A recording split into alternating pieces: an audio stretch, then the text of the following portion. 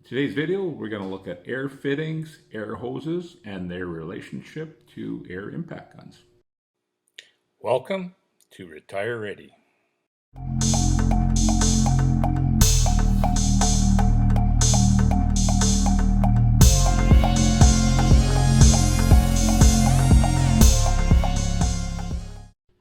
Well, YouTube, today's video is going to cover an experiment, I guess, best that I can demonstrate to you how air tools are massively affected by air restrictions. Now,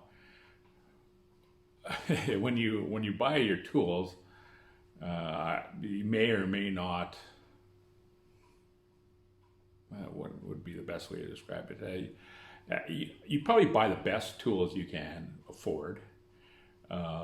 Generally, you're thinking, oh man, this 500 foot-pounds of torque, and this crappy one is only 260 or 230 or whatever it is.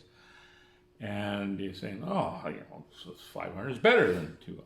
So if you're like me, over the years, you've used your air tools and you probably had some success with air tools, maybe putting tires on and off. You might be anywhere between 60 and 150 foot-pounds, and the guns you have will generally do that. But when you get into something where you really got to torque it down or really got to have some drive to break a bolt loose. Classic example I always use is like an axle nut, something that's a fairly big piece of material, I guess. You really need some power to break them, and I've never had any luck doing it. I almost gave up. In fact, I bought a Ryobi 18 volt, like the one system, half-inch impact, and I thought, wow, is this thing ever good? It's better than any of my air tools. So I started using that, and like I say, it seemed to have the most torque of it all. And I think it was rated at about 230 foot-pounds, and it seemed really good. But it still couldn't break some of the big stuff I had, so I ended up having to either wrench it or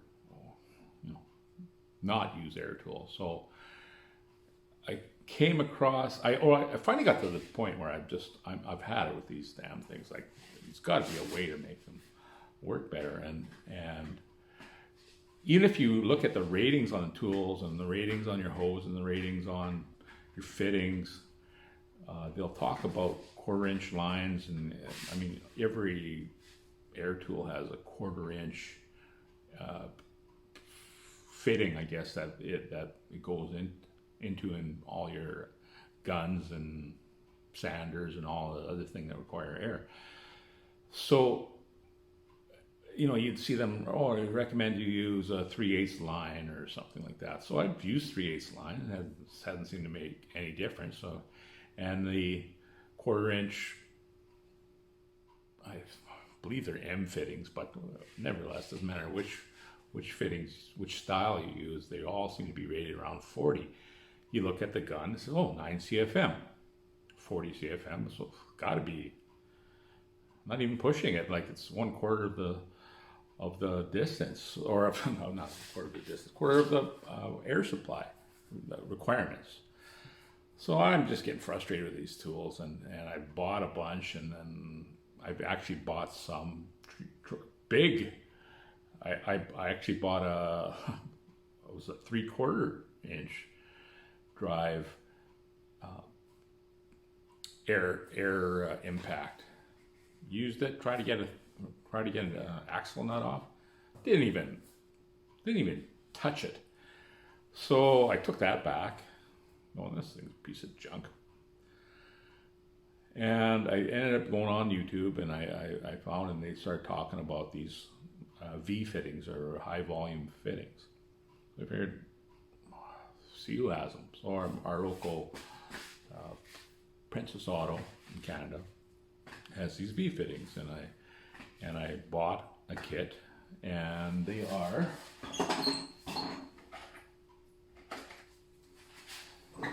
They are purple fittings, and they have quite a large hole to them.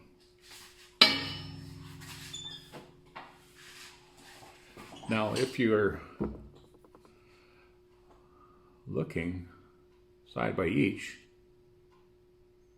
that's quite a difference. They claim to be, I believe it was 60% more airflow, and there are some that I think claim up to about 70%. So, hey, okay, I'll try it. What do I got to lose? So, wow, what a frickin' difference. These guns are, the cheapo gun, the one I thought was just a piece of junk, can't stop it. And the big one I bought, it's crazy how good it is. So I'm going to set up a little experiment just to show you how good it is and how much I recommend that everybody gets.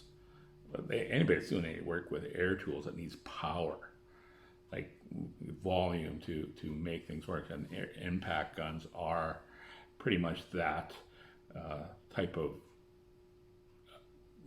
tool that needs power behind it. There are some that don't, like if you're just blowing air, big deal.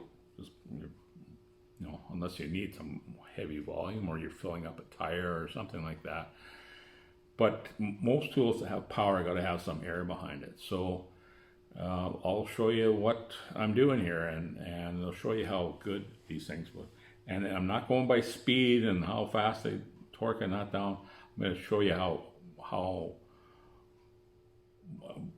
using just my grip strength of my hand and a glove, how much torque it has. Because I can hold back a certain amount, and I can't when it gets higher, and it'll just spin. So let's set it up and have a look.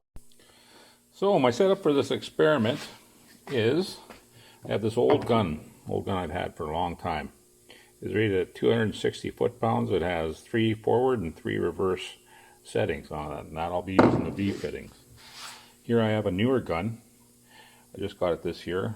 I'm going to use the regular, what I would call a regular fitting, one you can normally buy at the store. It's got 4 gears, 4 settings, and that rating is on the box here, and it says that it's rated for a max torque of 750. Its working range is 50 to 550, and it requires a 3/8 hose. So these two are going to be hooked up to this system. Now I have V fittings from my air compressors back in the garage that come up into my air dryer, and then out of the air dryer comes into an air filter, and then out of there is a T. One goes to a 3/8, the yellow line with normal fittings, and then the high volume are on a 3/8 line with the V fitting. So those are going to be the two ways I'm going to run those two guns. One thing to know, this air filter is actually rated at only about 43 or 44 CFM, so that is a bit of a limiting factor.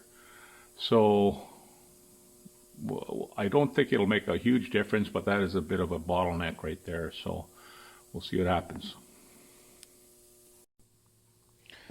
On the gun, I'll have a large impact socket here that I've marked with different colors on different sides, so you'll be able to see when this gun turns the actual socket.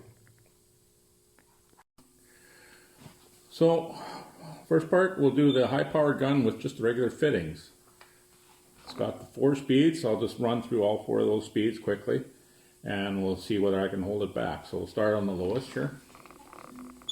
You can see that. Okay. Easily hold that back on number 1. Number 2, a little bit harder to hold it back, but I can hold it back. Number 3, just barely hold it back, but and then on 4,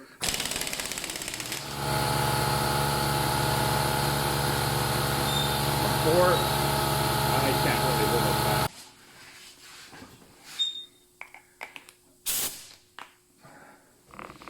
Okay, so I got 3 speeds here. I'll start on the weakest one on 1.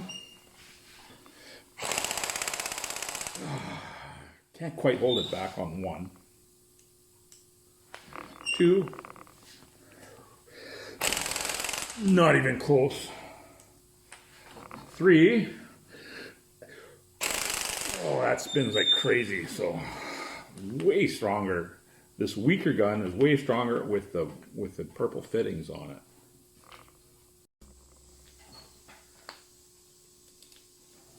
So you have the full high-powered gun with all the V fittings on it. We'll do a quick little run through, starting on 1. Hold it back on 1. It's only 50 pounds on that one, so. Oh, I can sort of hold it back on 2, 3. 3, can't hold it back. And now finally high power. Oh, that spins.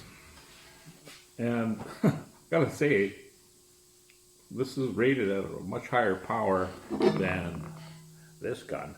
They don't feel much different on high power and H, but I think maybe at some point in time we're going to try and come up with an experiment to see what their bolt busting capabilities are, but that's the 2 guns. So, having done that experiment, what's my conclusion? My conclusion is that those V fittings are up to snuff. I think they prove that they make your air tools perform way better. And by way better, I mean the way they're probably rated. So, like even my old 20-year-old gun, the one I thought was a piece of junk, it feels like that sucker would perform better than my new one that's rated higher. Now I don't know if that was just based on old settings back in the day that they didn't use the 3/8 line, and with these limited the normal limited size fittings, because it seems to spin even better than my big one. So you want to bring new life to your tools, I think that's the way to go. So anyways, I really recommend these. They just, if you want your tools to work the way they're supposed to, get these fittings. I think they're great. So that's about it. So that's my video. Hope you enjoyed it. If you did, hit the like button, please. And if you want to see more videos like this, please hit the subscribe. I'll try and get a few more out there. I'll put a couple links in the description for you to, if you want to have a look at those fittings. And I guess that's it. So it's Dave from Retire Ready, and until we meet next time.